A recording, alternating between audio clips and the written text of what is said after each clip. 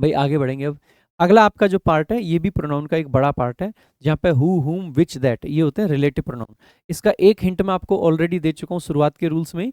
इसको थोड़ा सा और डेप्थ में समझ लेते हैं जाके। सबसे पहले मेरे भाई आपको पता होना चाहिए हु, हुम या फिर हुज। ये बेसिकली तब आते हैं जब हमारा रेफरेंस जो है वो ह्यूमन हो। ठीक है, ह्यूमन रेफरेंस, ह्यूमन रेफरेंस के लिए आते हैं। ठीक है,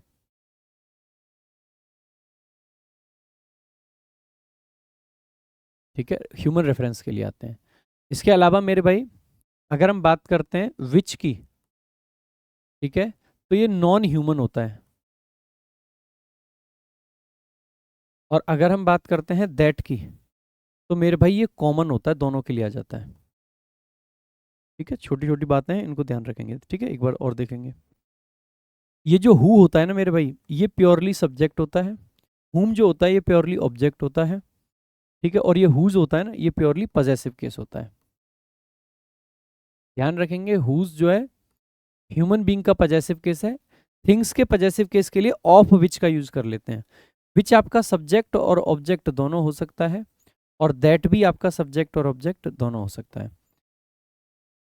ध्यान देंगे, अगर कभी भी कोई प्रपोजिशन आता है, ठीक है, कभी भी कोई क्या आता है, प्रपोजिशन, तो उस प्रपोजिशन के बाद में कभी भी आपको दैट का यूज नहीं करना है या फिर हु का यूज नहीं करना है। दैट्स इट, तो जरूर ध्यान रखेंगे। ठीक है, तो इसका दैट वैसे मोस्टली तब यूज करते हैं या तो दोनों दे रखे हों कि भैया मतलब एक व्यक्ति दे रखा है एंटीसीडेंट में और एक वस्तु दे रखी है, तो हम किसका यूज कर लेंगे, आप कहोगे सर दैट का कर लेंगे।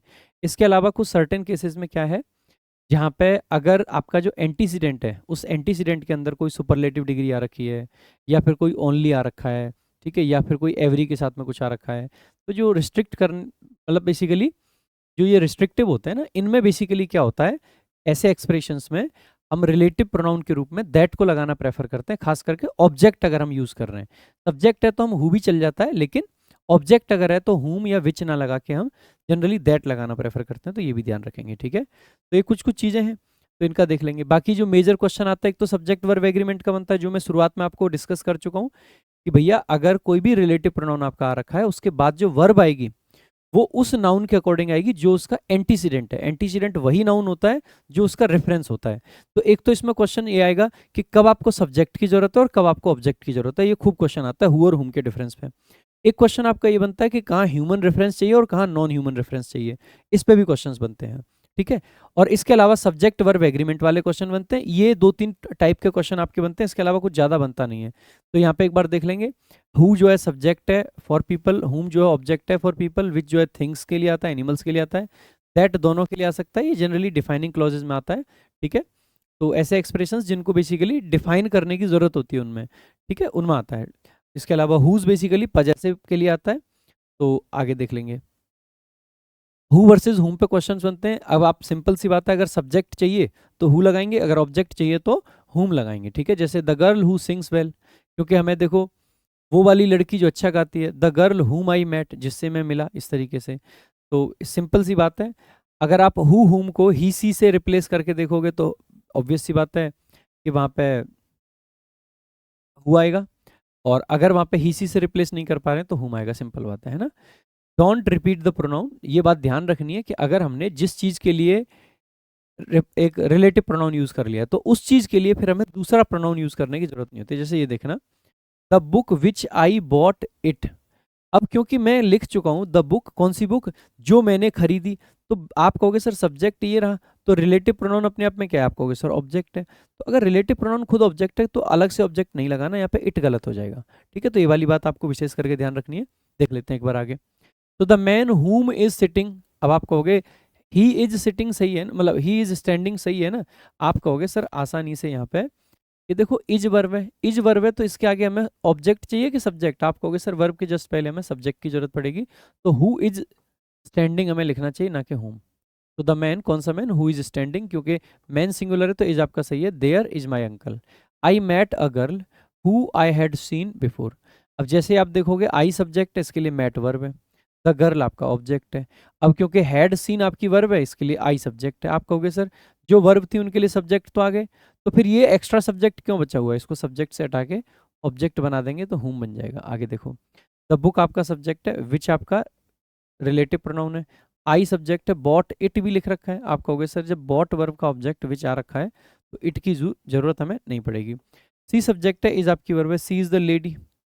अब जैसे ही देखोगे लेडी तो ह्यूमन है, ह्यूमन है तो यहाँ पे विच का नहीं हु का यूज करेंगे, हु हेल्प्ड मी यस्टरडे। देखो द मैन, कौन सा मैन, हुज कार, जिसकी कार। अब आप कह सकते हो मैन के लिए तो हुज लगा ही सकते हैं, ठीक है। हुज कार वॉज स्टोलन, कब स्टोलन हुई थी, yesterday. Has made a complaint, तो आप कहोगे ये सेंटेंस आपका करेक्ट लग रहा है। देखो आगे, ये प्रीवियस ईयर क्वेश्चन है, सीएचएसएल के पूछा गया है। देखो 15 नवंबर 2025 को, the country has at least 20 colleges of हुम।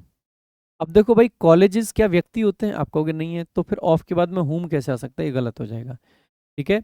यहाँ पे भी ऑफ हुम है, गलत है, ऑफ हुम है, गलत है, ऑफ विच है, सही है, ऑफ विच है, सही है, ओनली 6, ओनली 6। अब भाई अगर हम बात कर रहे हैं ओनली 6, तो 6 को सिंगुलर मानोगे प्लूरल, आप कहोगे सर 6 को तो हम बेसिकली अपने आप में सिंगुलर प्लूरल मानेंगे, तो सिंगुलर वर्ब नहीं आएगी, कौन सी आएगी, प्लूरल।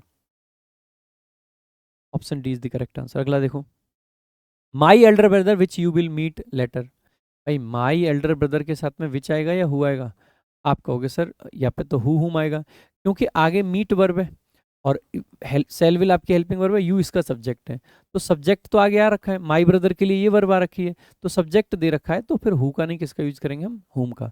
कौन से पार्ट में आ रहा है, बी वाले में। अगला क्वेश्चन देखो, the government has announced, government announce कर चुकी है अ ग्रेजुअल रीबूट, इसका रीबूट कर चुकी है, ऑफ एयर ट्रेवल।